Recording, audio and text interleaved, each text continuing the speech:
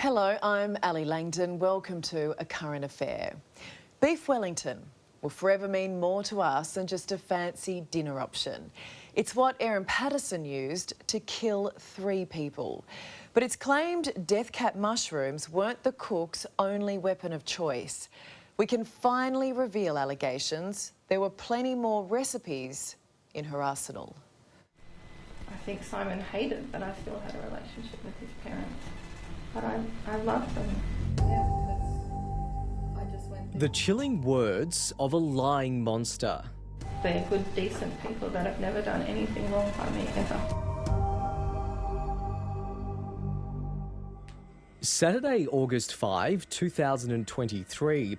Exactly a week after she dished up her fatal feast, Erin Patterson is about to serve homicide detectives a smorgasbord of lies. Could you please state your full name and address for me? Erin Patterson, Gaffer. Alright. Erin, I intend to interview you today in relation to the death of 2 people, being Gail Patterson and Heather Wilkinson. At this point, Don is still in hospital fighting for life. Heather and Gail passed away. Watch again Erin's callous attempt at acting like she's devastated. We're trying to understand why you're not that ill. So you understand why we're interviewing you today? Yeah, I do. But I'm sure you understand too that I've never been in a situation like this before, and I've been very, very helpful with the health department through the week because I wanted to help that side of things as much as possible because I do want to know what happened. She doesn't know it, but Erin Patterson is their prime suspect. Obviously, we've got concerns in relation to the mushrooms and where they've come from. Okay. Is that something you've done in the past, foraging for mushrooms or anything like that? Never.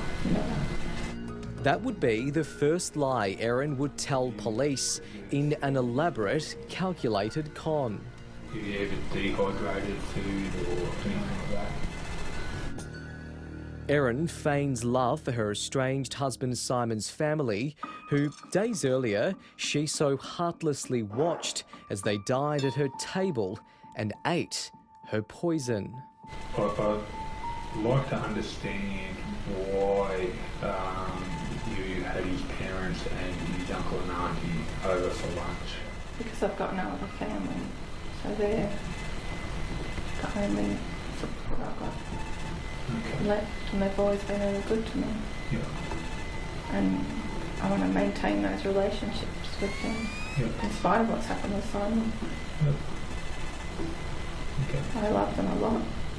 And Ian and Heather were some of the best people I've ever met. 2 days after her police interview, Erin Patterson gives her only television interview to A Current Affair. It's like she wrote a script. They never did anything wrong to me. I've never done anything wrong by me, ever. Good and kind to me. They've always been really good to me. I'd say 2 days after the lunch, you went to the Leongatha Hospital.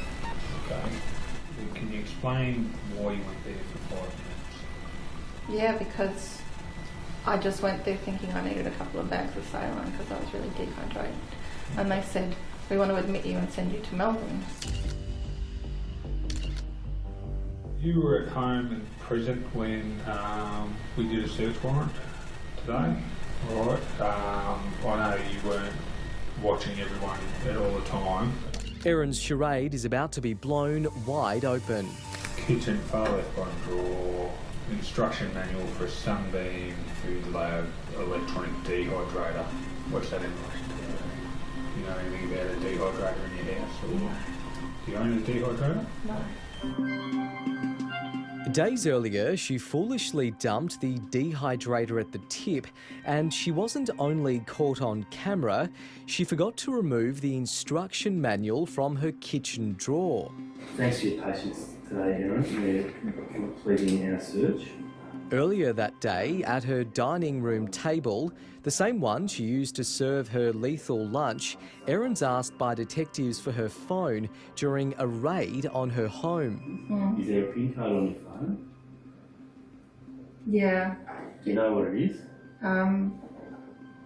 It's either 1315 or 131528. I can't remember which one. But police claim this is a dummy phone, with her main mobile never recovered. Any questions at the moment? All right. Erin, you agree the time is now 5:30 p.m. by my watch? Yeah. All right, I'm going to suspend the interview now.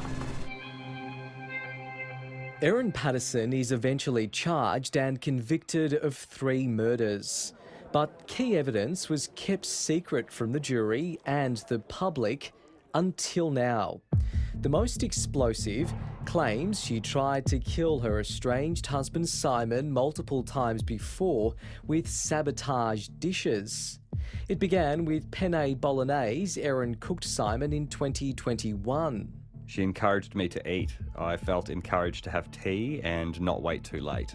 He was hospitalised with gastro-like symptoms, then a curry the next year and a veggie wrap 4 months after that. Both times, Simon was hospitalised, even placed into a coma for 16 days as parts of his bowel were removed. Around the time of Simon's 3rd hospital visit, prosecutors revealed an article on rat poison was accessed by one of Erin's devices. A month before the laced beef Wellington lunch, Simon claims he declined another lunch invite from Erin. He was already suspicious she was trying to kill him.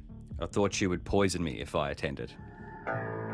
On the day of the lunch, this never-before-seen security vision captures Erin attending the same tip she dumped the dehydrator at days later. The jury was never told about this first trip because it couldn't be proven what she went to dump.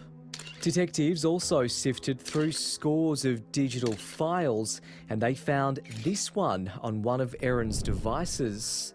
Common homicidal poisons listing toxins like antifreeze, arsenic and cyanide.